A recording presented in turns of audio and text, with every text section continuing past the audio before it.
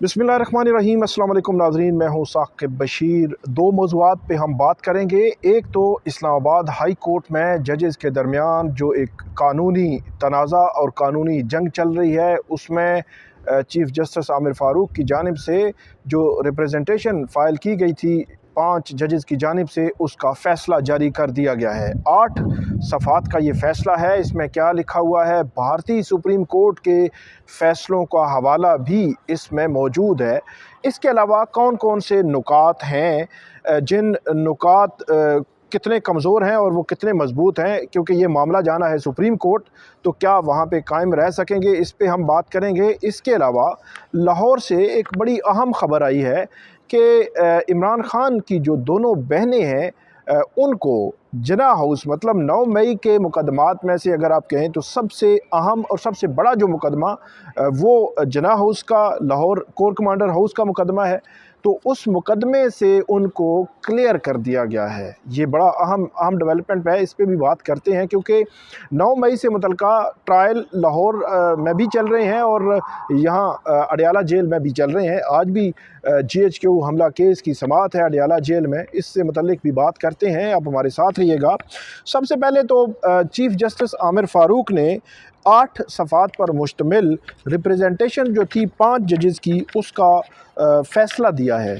इसमें वजूहात दी गई हैं कि इस रिप्रेजेंटेशन को क्यों डिसमिस किया गया, क्यों मुस्तरद किया गया।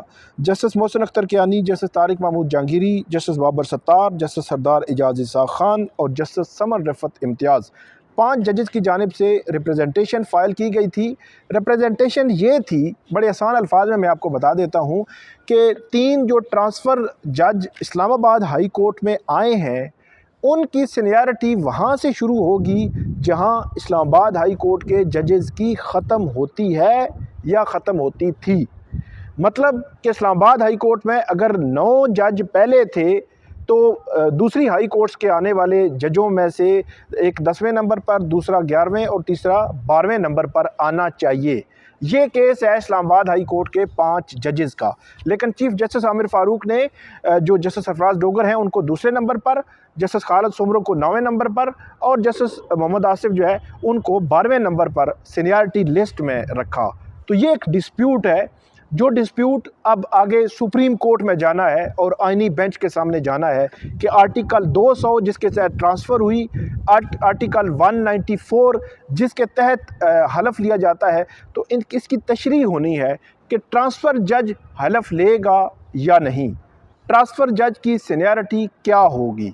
लेकिन चीफ़ जस्टिस आमिर फ़ारूक ने अपनी तरफ से बहरहाल जो उनका केस था उसको मुस्तरद कर दिया है और ये कहा है कि जो आप कह रहे हैं ये वो दुरुस्त नहीं है, बल्कि जो जस्टिस सरफराज डोगर हैं वो इस्लामाबाद हाई कोर्ट के सीनियर प्योने जज होंगे और जस्टिस खालिद सुमरो 9वें नंबर पर और जस्टिस आसिफ जो है वो 12वें नंबर पर होंगे। इसमें जो पहला पेज है, इसमें तो जो 1 फरवरी को जो नोटिफिकेशन हुआ था तीनों जजेस का, उसका जिक्र किया गया है। फिर आगे चलकर इसमें ज़िक्र किया गया है कि जस्टिस सरफराज डोगर ने 8 जून 2015 को बतौर लाहौर हाई कोर्ट के जज के एडिशनल जज के हलफ लिया। फिर आगे कहते हैं कि जस्टिस खादम हुसैन सुमरो ने 14 अप्रैल 2023 को सिंध हाई कोर्ट के एडिशनल जज के तौर पर हलफ लिया और 20 जनवरी 2025 को, ये गुज़श्ता माह, अभी 1 महीना भी नहीं हुआ, तो ये मोहम्मद आसिफ जो हैं इन्होंने बलूचिस्तान हाई कोर्ट के जज के तौर पर हलफ लिया। उसके बाद जो आर्टिकल 200 है उसको रिप्रोड्यूस किया गया है। आर्टिकल 200 ये है कि सदर विद कंसल्टेशन, मतलब लाहौर हाई कोर्ट से एक जज अगर इस्लामाबाद हाई कोर्ट लाना है तो दोनों हाई कोर्ट्स के जजेस, चीफ़ जस्टिस की कंसल्टेशन और CJP मतलब चीफ़ जस्टिस ऑफ पाकिस्तान की कंसल्टेशन से सदर किसी भी जज को एक हाई कोर्ट से दूसरी हाई कोर्ट ट्रांसफ़र कर सकता है, लेकिन उसकी कंसेंट ज़रूरी है। वो खुद कहे कि मैं जाना चाहता हूँ, उसकी कंसेंट के बगैर आप नहीं कर सकते। तो ये आर्टिकल 200 इसमें रिप्रोड्यूस किया गया है और इसमें कहा गया है कि जो कंसेंट है उसका ज़िक्र किया गया है कि कंसेंट ज़रूरी है। और चीफ़ जस्टिस ये कहते हैं, जो चीफ़ जस्टिस आमिर फ़ारूक, वो कहते हैं कि अपॉइंटमेंट और ट्रांसफ़र ये 2 अलग अलग चीज़ें हैं। जो अपॉइंटमेंट है वो अपॉइंटमेंट हुई जज की, उसने हलफ ले लिया, वो जज कंसिडर होगा, और उसके बाद ट्रांसफ़र दरमियान में भी आए उसको हलफ नहीं लेना। ये कहा गया है। आर्टिकल 194 जो ओथ है जज हाई कोर्ट के जज का ओथ वो बताता है, उसका जिक्र किया गया है। इसके अलावा इसमें यह भी कहा गया है कि दूसरी हाई कोर्ट के ट्रांसफ़र के वक़्त हलफ के हवाले से आइन खामोश है। मतलब चीफ़ जस्टिस आमिर फ़ारूक ये कह रहे हैं कि एक जज जो है जिसने लाहौर हाई कोर्ट, सिंध और बलूचिस्तान हाई कोर्ट के जज का हलफ लिया, उसके बाद उसकी ट्रांसफ़र होनी है, तो ट्रांसफ़र हो गई। अब ट्रांसफ़र के वक़्त जो यहाँ पे इस्लामाबाद हाई कोर्ट के 5 जजेज़ हैं, उनकी जानिब से ये केस जो है वो रखा गया कि वो जो हलफ है वो ट्रांसफ़र जज हलफ लेगा। चीफ़ जस्टिस आमिर फ़ारूक ये कह रहे हैं कि इस हवाले से आइन खामोश है। आर्टिकल 200 ट्रांसफ़र हो गया, आर्टिकल 194 कि जिस वक़्त उसने अपना जो ऑफिस है अज्यूम करना है, ऑफिस उसने शुरू करनी है, उसकी जैसी तैनाती होनी है, इसका जिक्र किया गया है। और आगे चलकर वो ये कहते हैं कि अगर ट्रांसफ़र जज के लिए हलफ ज़रूरी होता तो आइन में उसका जिक्र कर दिया जाता। उसके बाद ये कहते हैं चीफ़ जस्टिस आमिर फ़ारूक कि जो फ्रेश अपॉइंटमेंट है वो और जो ट्रांसफ़र है वो इसमें फ़र्क है। और इसमें उन्होंने एक लैंडमार्क जजमेंट जो है इंडियन सुप्रीम कोर्ट की, उसका हवाला दिया है। और ये advocate on record versus union of India ये जजमेंट है। ये कहते हैं कि वहाँ पे उन्होंने वाज़े तौर पर अपॉइंटमेंट और ट्रांसफ़र में फ़र्क किया है। और ये कहते हैं कि जो अपॉइंटमेंट हो गई तो ट्रांसफ़र जो है उसमें बिल्कुल उन्होंने अलग अलग उसको देखा है। अब इसमें सवाल ये है कि इंडियन जो आइन है उसका आर्टिकल है 222 और पाकिस्तान का जो आइन है उसका आर्टिकल है 200, जिसके तहत इन जजेस की ट्रांसफ़र होती है। इंडियन जो हाई कोर्ट्स हैं वहाँ पे बग़ैर कंसेंट के, जज से पूछे बगैर उसकी एक हाई कोर्ट से दूसरी हाई कोर्ट ट्रांसफ़र हो जाती है, नंबर 1। नंबर 2, वहाँ पे जुडिशरी के पास ये जो है वो इख्तियार है और जुडिशरी ये डिसाइड करती है कि किस जज को एक हाई कोर्ट से दूसरी और दूसरी हाई कोर्ट से तीसरी हाई कोर्ट में किस जज को ट्रांसफ़र करना है। चीफ़ जस्टिस ऑफ पाकिस्तान या चीफ़ जस्टिस ऑफ इंडिया ये डिसाइड करते हैं कि एक जज को दूसरे हाई कोर्ट में ट्रांसफ़र करना है। तो ये 2-3 चीज़ें बड़ी इंपॉर्टेंट है। तीसरा बड़ा अहम उसमें नुक्ता है कि वो ये है कि फ़ॉर एग्ज़ाम्पल वहाँ पे 20 जजेज़ हैं और 20 जजेज़ कोई लाहौर से है, कोई इस्लामाबाद से है, कोई पेशावर से है, तो 20 जजेज़ की एक सीनियरिटी लिस्ट है। तो सीनियरिटी लिस्ट में टॉप पे फ़ॉर एग्ज़ाम्पल इस्लामाबाद का जज है, सिंध का दूसरे नंबर पे, बलूचिस्तान का तीसरे नंबर पे, लाहौर का चौथे नंबर पे। तो वो एक सीनियरिटी लिस्ट है जो पूरे मुल्क में, मतलब भारत में एक ही सीनियरिटी लिस्ट है हाई कोर्ट्स के जजेज़ की, तो वही चलती है। और उसमें ये हो सकता है कि पहले नंबर पे इस्लामाबाद का हो, मतलब एक का हो जो वहाँ का दिल्ली है या कोई भी जगह है, एक का हो, फिर दूसरे नंबर पे दूसरी जगह का हो, तीसरे नंबर पे तीसरी जगह का हो। तो ये 3 मुख्तलिफ़ चीज़ें हैं। इसके अलावा भी हैं जो इंडियन जो सुप्रीम कोर्ट या इंडियन कॉन्स्टिट्यूशन का जो हवाला चीफ़ जस्टिस आमिर फ़ारूक ने दिया है, तो वो वहाँ पे मुख्तलिफ है, यहाँ पे वो नहीं है। यहाँ पे देखें ना कि अगर सीनियरिटी अगर इसी तरह ही होती जिस तरह चीफ़ जस्टिस आमिर फ़ारूक साहब कह रहे हैं कि उनकी सीनियरिटी इसी तरह ही बन जाएगी, आप कंसेंट भी दें कि मैं वहाँ जाना चाहता हूँ, और दूसरा वहाँ पे आप जो है वो उसको टॉप पे भी ले आएँ, 15वें नंबर पे जज को दूसरे नंबर पर ले आएँ और वो सुप्रीम कोर्ट के लिए भी कंसिडर हो जाए, चीफ जस्टिस भी हाई कोर्ट का बन जाए। तो ये चीज़ ऐसा नहीं है कि वहाँ का जो आइन है वो टोटली डिफरेंट उसको ट्रीट कर रहा है। और वहाँ का जो जजमेंट जिसका हवाला दिया गया है, इसी जजमेंट में ये लिखा हुआ है इंडियन सुप्रीम कोर्ट की, इसी जजमेंट में ये लिखा हुआ है कि एक जज हाई कोर्ट का उससे आप कंसेंट नहीं ले रहे, क्योंकि इंडियन आइन ये कहता है कि आपने उसकी राय नहीं लेनी बल्कि उसकी राय के बगैर होना है। तो जब राय के भी बगैर होना है तो फिर उसकी ये तो नहीं हो सकता कि आप उसको अगले मरहले में जाकर उसको जो है वो सीनियरिटी में नीचे कर दें। तो इसलिए वो कहते हैं कि वो एक हाई कोर्ट से दूसरी हाई कोर्ट जाएगा, उसकी सीनियरिटी डिस्टर्ब नहीं होगी और वो अगली हाई कोर्ट में जाकर हलफ लेगा। ये है वो नुक्ता जो इंडियन सुप्रीम कोर्ट के इस फैसले में है। तो ये हैरानकुन तौर पर यहाँ पे उसका जिक्र जो है वो नहीं किया गया, सिर्फ ये कह कर के अपॉइंटमेंट और ट्रांसफ़र में फ़र्क उन्होंने करार दिया है।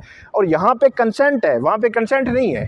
तो कंसेंट के साथ आप अगर एक जगह से दूसरी जगह जब जाते हैं, ये जो सिविल सर्विस में भी लोग जाते हैं, वहाँ पे भी इस तरह की सूरत हाल होती है कि आप कंसेंट के साथ जाते हैं तो फिर आपको सीनियरिटी के हवाले से आपको जो है वो सेक्रीफाइस करना पड़ता है, सीनियरिटी आपको वो नहीं मिलती। तो ये एक बात की गई है इसमें। इसके अलावा ये भी कहा गया है चीफ़ जस्टिस आमिर फ़ारूक की जानिब से, जो इसमें ओथ है उसका जिक्र भी किया गया है। ये कहते हैं कि जो ट्रांसफ़र जो जज है उसने अगर हलफ के हवाले से कोई बात अगर होती तो उसका जिक्र कर दिया जाता आर्टिकल 200 में या 194 में। उसके बाद जो हलफ है उसको रिप्रोड्यूस किया गया है यहाँ पे। और ट्रांसफ़र से मुतल्लिक ये कहते हैं कि जो फ्रेश अपॉइंटमेंट हो गई वही जज कंसिडर होगा। उस जज को उस वक्त तक नहीं हटाया जा सकता, या उसकी 62 साल उम्र हो जाए, या उसको रिमूव कर दिया जाए मिसकंडक्ट पे, या वो सुप्रीम कोर्ट चला जाए, या वो रिज़ाइन कर दे। इसके अलावा वो जज हाई कोर्ट का जज ही रहेगा, उसको हलफ उठाने की ज़रूरत नहीं और उसकी सीनियरिटी भी बरकरार रहेगी। इसमें ये जो है कहा गया है चीफ़ जस्टिस आमिर फ़ारूक की जानिब से। इसके बाद क्रॉस बॉर्डर का इन्होंने बड़ा जिक्र किया कि भारत में ये है कि वहाँ पे जो मुस्तकिल बुनियादों पर हाई कोर्ट्स के जजेस जो है वो ट्रांसफ़र होते हैं। ये इसमें चीफ़ जस्टिस आमिर फ़ारूक ने ये बात की है। और वहाँ पे उसका हवाला देकर उसके बाद वहाँ का जो ओथ है उसका जिक्र भी किया गया है। साथ ही आखिर में ये कहा गया है कि जो ट्रांसफ़र का नोटिफिकेशन है उसमें ये ज़िक्र मौजूद नहीं है सीनियरिटी के हवाले से, टाइम पीरियड के हवाले से। जो 4 सुप्रीम कोर्ट के जजेस ने ख़त लिखा था उस ख़त में उन्होंने ये कहा था कि टाइम पीरियड का भी जिक्र नहीं है यहाँ पे। परमानेंट जज आप कैसे लगा सकते हैं, वो आप डेपुटेशनिस्ट होंगे जो एक से दूसरी जगह आ रहे हैं, तो उसमें एक टाइम पीरियड का जिक्र जो है वो होना ज़रूरी है।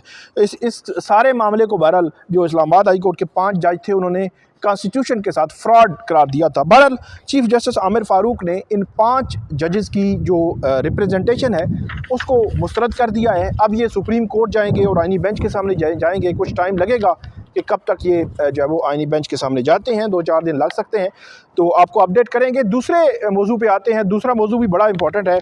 इसमें लाहौर में जो लाहौर की पुलिस है उसकी जानिब से आज एक स्टेटमेंट दी गई है अदालत के सामने कि जो अलीमा ख़ान है और उज़्मा ख़ान है, इमरान ख़ान की बहनें हैं, उनको इस केस से जो है वो क्लियर कर दिया गया है और उन्होंने बेगुनाह करार दिया है। किसने? तफ्तीशी अफसर ने। जो कोर कमांडर हाउस लाहौर का जो मुकदमा था उस मुकदमा से, तो 9 मई के हवाले से ये एक गैर मामूली और अहम डेवलपमेंट है। और दूसरी तरफ आप देखें कि इमरान ख़ान के केसेस चल रहे हैं, यहाँ GHQ हमला केस चल रहा है रावलपिंडी में, लाहौर में भी जो केसेस हैं कोर कमांडर हाउस उसका ट्रायल चल रहा है और ट्रायल जो है वो आगे बढ़ रहा है। स्टेटमेंट्स हो रही हैं, अभी जरा नहीं शुरू हुई। जब इन गवाहों पे जरा शुरू होगी तो जरा होने के बाद एक्चुअल पिक्चर हमारे सामने आएगी कि वो गवाह कितने पक्के हैं, कितने मुस्तरद हैं, कहीं कोई ऐसी मिलावट तो नहीं की। और वो जो सवाल होते हैं जरा के दरमियान, क्या उन सवालात के जवाबात उनके पास मौजूद हैं। इसके अलावा लाहौर में अगर बात की जाए तो 9 मई के मुकदमात में इमरान ख़ान की ज़मानत अभी तक जो high court Lahore high court में उस ज़मानत जो है वो नहीं हुई और वो पेंडिंग है। वो काफ़ी टाइम हो गया है, जुलाई से हम देख रहे हैं कि जुलाई के बाद अगस्त में या उसके बाद जो है वो ये दायर हुई थी, लेकिन अभी तक वो मामला आगे नहीं बढ़ा। जब ये मामला आया था, इमरान ख़ान का फ़िज़िकल रिमांड हुआ था 9 मई लाहौर के केसेस में, तो उस फ़िज़िकल रिमांड के दौरान जो लाहौर हाई कोर्ट का फ़ैसला आया था, तो उस फ़ैसले में बहुत सीरियस सवालात उठाए थे। जो प्रोसिक्यूशन है 9 मई के केसेस की, प्रोसिक्यूशन के केस पर सवालात उठाए थे, प्रोसिक्यूशन के एविडेंस पर सवालात उठाए थे, और प्रोसिक्यूशन जो कुछ वहाँ के प्रोसिक्यूटर जनरल पंजाब थे उन्होंने उनके सामने जो सवालात किए गए थे कि आप कैसे कह सकते हैं कि ये साजिश है, तो उस साजिश के पॉइंट को वो नहीं जो है वो अदालत के सामने साबित कर पा रहे थे। लेकिन फिर भी अदालत ने लिखा कि अब जो केस है वो ट्रायल कोर्ट देखेगी और ट्रायल कोर्ट इसका फ़ैसला करेगी, और उसके बाद जो है वो ये हम देखेंगे। लेकिन इमरान खान की ज़मानत लाहौर और यहाँ पे इस्लामाबाद में GHQ रावलपिंडी में GHQ हमला केस जो अडियाला जेल में जिसकी समातें जारी हैं, उसके हवाले से जो अपडेट्स आएंगी वो आपके सामने हम शेयर करेंगे। लेकिन अलीमा खान और उज़्मा खान के हवाले से अहम बड़ी अपडेट है कि उनको बेगुनाह करार दिया गया है। तो आपको हम इस केस में इस के हवाले से मज़ीद भी अपडेट करते रहेंगे। हमें आप फ़ीडबैक दीजिएगा, कमेंट कीजिएगा। बहुत शुक्रिया।